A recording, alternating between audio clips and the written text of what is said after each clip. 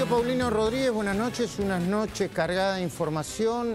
Quizá lo más importante, corregime vos si estoy atrasado o equivocado, es el salvoconducto que probablemente consigan mañana los argentinos que todavía están en la embajada argentina en Venezuela. La discusión sobre las actas. Maduro dijo que, gracias a Dios, han conseguido esos documentos.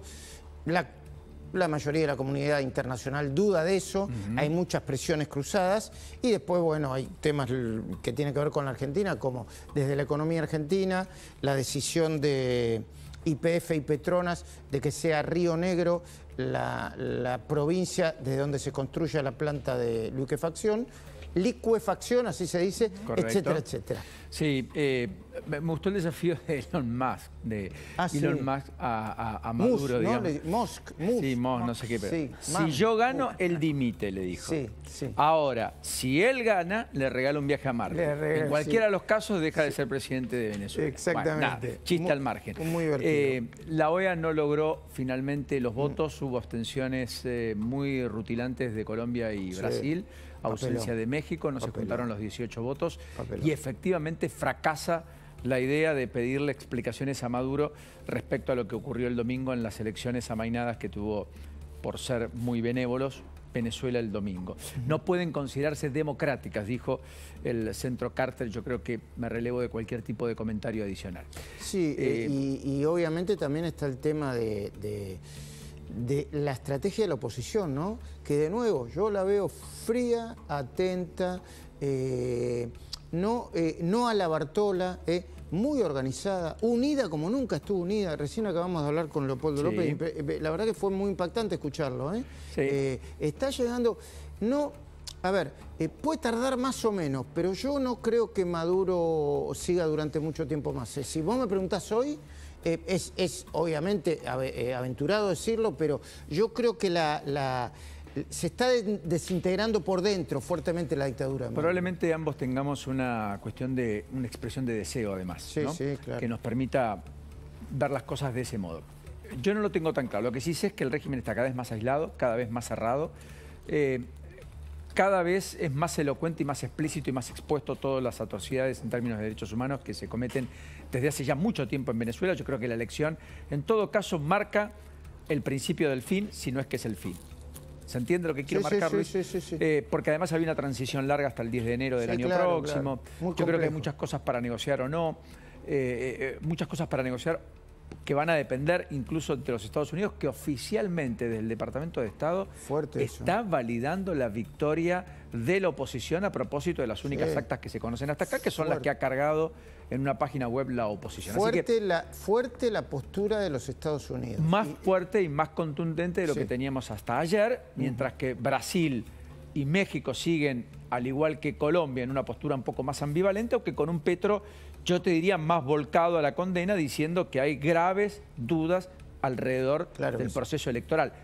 Petro, el aliado de Maduro de otros tiempos, el presidente de izquierda de Colombia. En todo caso, tenés un programón que voy a disfrutar desde mi teléfono celular mientras que me cambio y desde mi casa cuando llegue a mi casa. Me parece extraordinario. Buen descanso, buena jornada de jueves. Está Débora Plager, está naturalmente Pablo Fernández Blanco para hablar de todos los aumentos que vienen en agosto. Lourdes Marchese de la sentencia, después de que no hubo presentaciones, que se viene para con Guillermo Moreno en la semana próxima. Veremos si, en todo caso, algo incriminatorio o que lo exculpe. Y además, qué pasó en la causa por el atentado a Cristina Fernández de Kirchner. Novedades salientes que en un ratito Lourdes va a estar contando. Todo lujo. Querido Luis, un abrazo. Gran tarea. Buen descanso. Nos ponemos en marcha. Bienvenidos. Qué felicidad que tenemos. Vamos. Los directivos de YPF son funcionarios del presidente Milei. Ante una verdadera irresponsabilidad por parte del presidente de la Nación, un capricho absolutamente guiado por cuestiones ideológicas, políticas, está poniendo en riesgo un proyecto muy pero muy importante para el país. Es una venganza porque la provincia de Buenos Aires, donde habita el 40% de los argentinos y argentinas, no lo acompaña con sus ideas de manera mayoritaria. ¿Qué debe pasar con el cobarde y criminal de González Urrutia y con la fascista de ultraderecha criminal, conocida por el pueblo como la Sayona, de apellido Machado, yo te diría como jefe de Estado que haya justicia. ¿Quieres pelea? Vamos a darle, Elon Musk.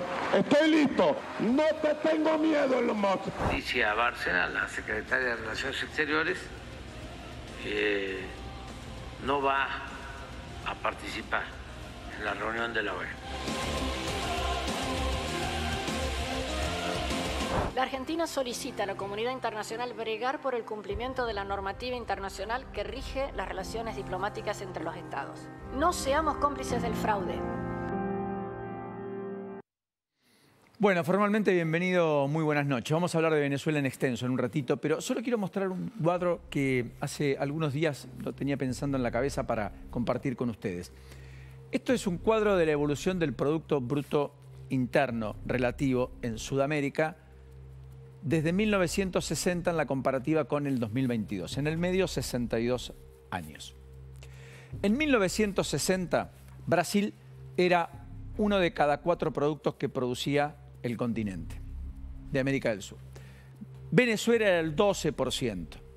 Argentina el 37,9%, era el más importante en términos relativos en la región. Argentina producía prácticamente 4 de cada 10 bienes y servicios que se producían aquí en este continente de América del Sur. Uruguay 1,9%, Chile 6,4%, Perú 4%, Bolivia 0,6%, Paraguay 0,7%, Colombia 6,2%, Ecuador 3,2%. Fíjense, 62 años después. Uruguay prácticamente igual, Chile aumenta 6,4 a 8,7 el peso relativo. Perú también al 6,6 desde el 4%, sube más del 50% en términos relativos. Colombia pasa al 9,7, también crece 50%. Brasil duplica prácticamente su posición regional. Brasil hoy es la mitad del PBI de toda la región. Bolivia es el 1,1, duplica la participación de la Bolivia de 1960, es decir, avanzó. Paraguay también está arriba del 1,1%, era el 0,7%, 50% arriba. Argentina se desploma, es menos de la mitad en términos relativos de lo que era en 1960, que era 38%, ahora 15,5%, 2022. ¿Dónde está el cambio más trascendente? Venezuela. La Argentina, Brasil y Venezuela. Brasil porque duplica su presencia.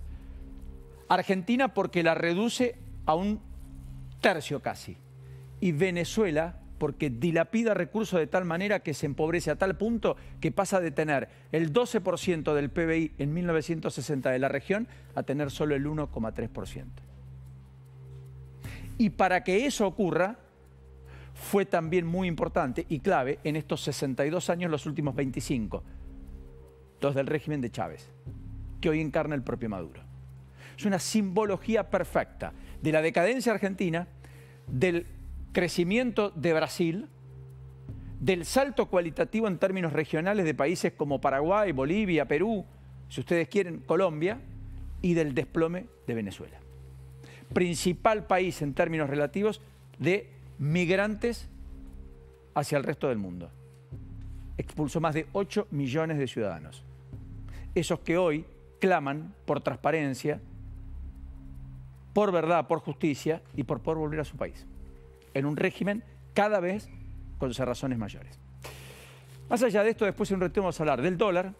Ahora, volviendo a los temas domésticos, vamos a hablar del dólar porque finalmente Caputo logra en el cierre de julio aplacar un poco la brecha cambiaria, reducirla, no con menos intervención, sino con más intervención, con dólares que juegan en el mercado, para intentar que esto no se le dispare, que terminen abajo de los 1.300 pesos, tanto el MEP como el CCL. Hoy subieron los dos bastante, ayer habían bajado un poco, en un contexto donde el dólar libre que tocó 1.360, luego fue a 1.370, parecería empezar a encontrar el piso en 1.350, probablemente el techo en 1.500, ese precio casi que asustó al gobierno y eyectó al gobierno a tomar decisiones que impactan acá, porque interviene con dólares acá.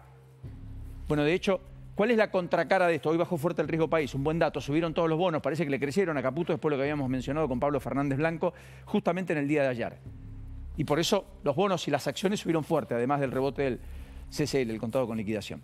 ¿Cuál es la contracara? Las reservas. Miren el gráfico de reservas respecto a cómo está la situación en la Argentina hoy, porque otra vez hoy el Central perdió más de 60 millones de dólares de reservas. Las reservas bajaron en términos netos 600 millones hoy y estamos en el nivel de reservas hoy que teníamos a fines de enero de este año. Todos los meses el gobierno juntó dólares. Este último mes, el de julio, perdió. Dicen que es por la balanza energética, dicen que es por los pagos que empieza a hacer de los bopreales, dicen que es porque no llegan fondos frescos, porque todavía el blanqueo no está institucionalizado. Es cierto, todo eso es válido, pero no deja de ser una preocupación este gráfico de acumulación que empezó a convertirse en un gráfico, desde noviembre se empezó a acumular, en retroceso. Eso están mirando en la pulsión en el mercado. Por un lado, la brecha, por otro lado, las reservas. ¿Cómo estamos? Bueno, esa discusión está marcando a fuego la discusión de fondo, naturalmente en términos económicos. Hoy perdió 81 millones de dólares el Banco Central. Bueno, y después, dos temas al pasar. El RIGI está disparando inversiones y está sacando normas, reglas. Está produciendo un sinfín de leyes a lo largo y ancho del país, más allá de lo que pasó con Río Negro y la provincia de Buenos Aires por la planta de GNL, que va a impregnar en buena medida la toma de decisiones económicas de los próximos meses. Se aprobó parcialmente en la Cámara de Diputados en Mendoza hoy el RIGI, lo aprobó Cornejo. En Entre Ríos, Frigerio lo llamó a votar, pero además creando un RIGI provincial con múltiples exenciones para los que inviertan, hasta por 15 años, exenciones de tasas, impuestos a los sellos, impuestos de servicios.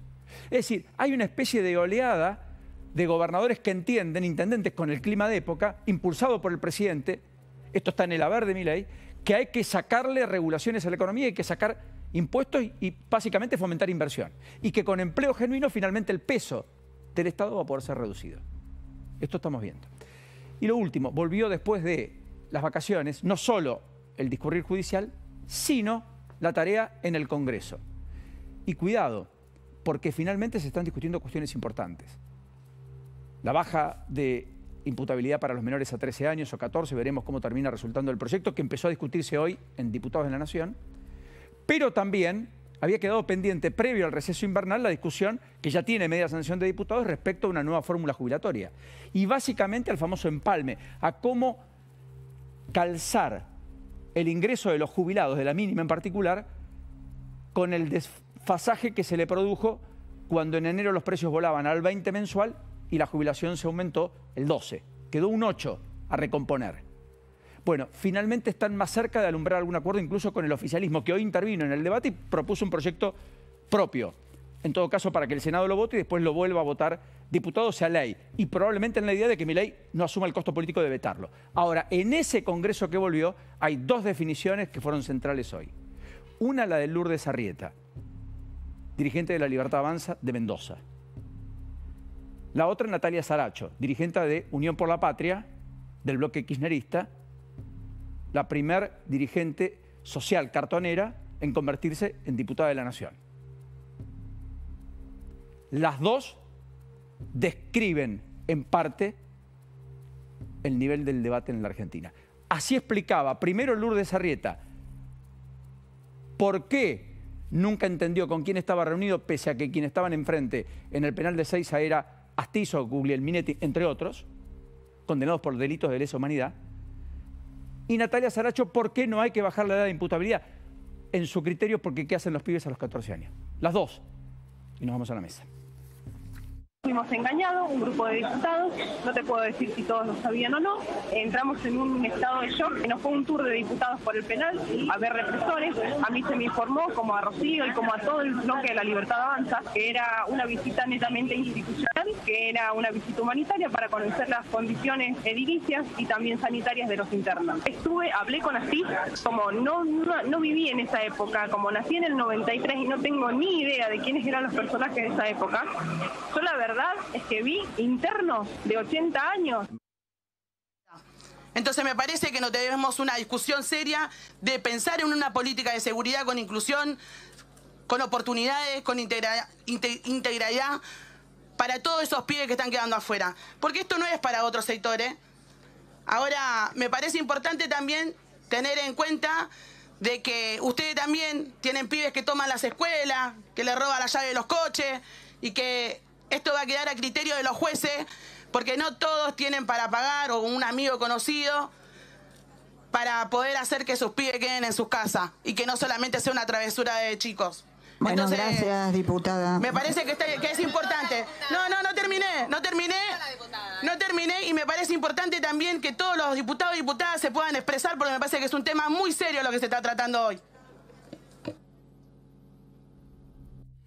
Buenas noches. Buenas noches, buenas noches. La verdad que en el caso de la diputada de La Libertad Avanza, que dijo que no sabía para qué iba al penal y que terminó reuniéndose con Astiz y que como nació en el 93 no sabía ni quiénes eran, primero ofende la inteligencia humana, es una vergüenza que lo haya hecho y por lo menos que defienda haberlo realizado. Si tiene convicciones, que explique por qué ella consideró que era pertinente visitar a represores condenados por delitos de lesa humanidad. Y la respetaría mucho más que después de haber dicho semejante barbaridad que ofende, digo, la inteligencia humana, pues primero decir que no sabía, nadie va a un penal así a ver, hola, ¿qué tal? Vengo a ver y te abren la puerta de un condenado por delito de lesa humanidad.